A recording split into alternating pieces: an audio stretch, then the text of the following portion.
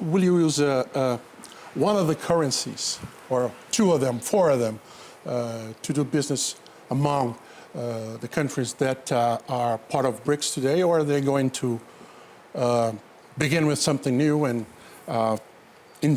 create another currency? During the forum, there was a big discussion of which currency is going to be.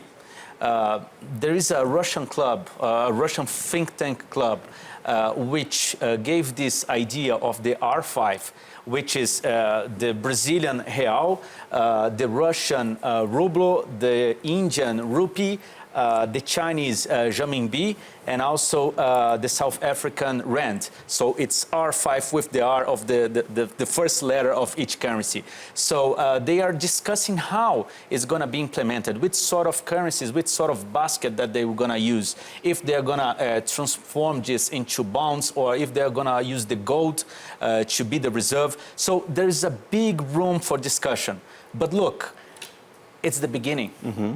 The very beginning, Eduardo. Yes. It's the same that I would say between Brazil and China. We are already using the yuan, the renminbi, in the exchanges between this bilateral trade, which the main advantages are the cost efficiency and also the time length. Yeah, leaving the dollar away also, Do you think yuan has this potential to be the main currency between our countries in the BRICS?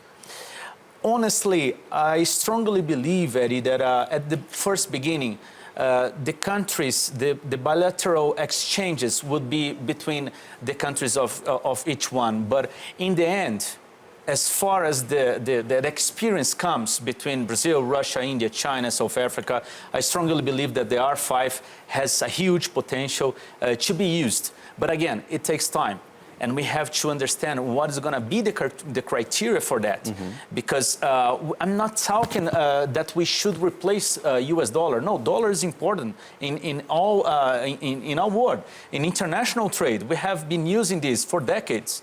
But what is my opinion is that we are using the US, the other countries' currencies, such as the R5, as an alternative of the US dollar. I mean, do not be so dependent on US dollar. That's my point.